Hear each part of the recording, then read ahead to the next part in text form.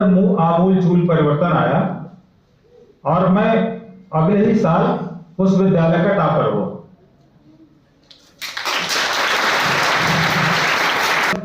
खराब विद्यार्थियों के संपर्क में था तो मैं फेल हो गया और फेल होने के बाद मेरा परसेंटेज था 59%। फेल होने के बाद परसेंटेज था 59% और अगली बार टॉपर रहा। 2 साल बाद इंटरमीडिएट में जनपद का टॉपर रहा और 3 साल बाद लखनऊ यूनिवर्सिटी से सेकंड टॉपर रहा यूनिवर्सिटी का। तो और जो फर्स्ट टॉपर था, टॉपर जो था विश्वविद्यालय का, वो मेरा परम मित्र था। हम दोनों में गहरी दोस्ती थी। हम लोगों को और लड़के लड़कियां शहर वाले किताबी कीड़े कह के चढ़ाया करते थे।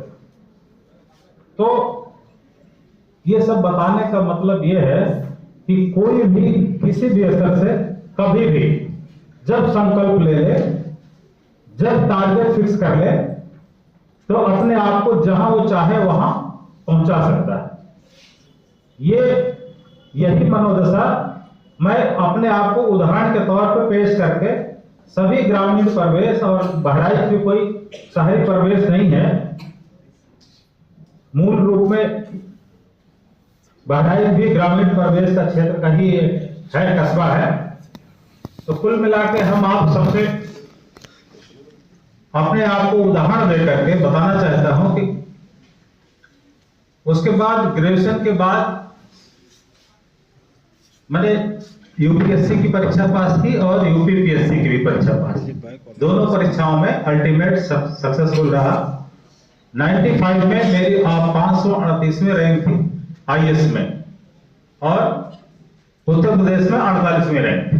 538वीं और 48वीं रैंक से मैं टीपीएस से अभी 2 साल पहले आईपीएस। फेल बच्चा यूपीएससी की परीक्षा पास कर सकता है, तो कोई भी जो टारगेट बनाए आप वो पास कर सकते हैं, ये मैं दावा करता हूं। अब मैं ये जानना चाहूंगा कि आप में से कितने लोग हैं, हाथ खड़ा करेंगे पूरी ईमानदारी से, जिन्होंने अपना टारगेट फिक्स कर लिया। इससे पूछूंगा नहीं कि आपका टारगेट क्या है, लेकिन जीवन में क्या करना है।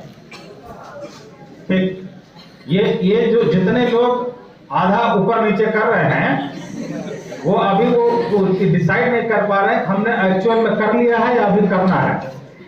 तो ये स्थिति, डायलेमा की स्थिति बहुत ही खतरनाक होती है।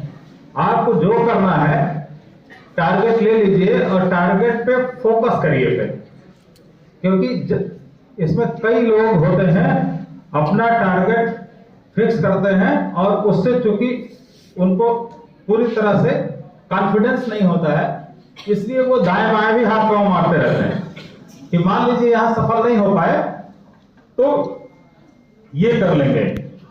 तो दूसरा विकल्प करना, हमारे देश में जहां बेरोजगारी का आलम बहुत ही ज्यादा है, बेरोजगारों की फौज है, ऐसे में एक स्किलफुल दूसरा विकल्प रखना समझदारी का विषय है, ना कि कोई हंसने की बात नहीं है। क्योंकि जो टारगेट होंगे, अभी मैं नहीं समझता कि बड़े टारगेट होंगे। जैसा डॉक्टर अब्दुल कलाम साहब कहते थे, छोटे लक्ष्य निर्धारित करना पाप है, अपराध है। विवेकानंद कहते थे, गरीबी अपराध है, गरीबी पाप है। हम पुलिस डिपार्टमेंट में हैं।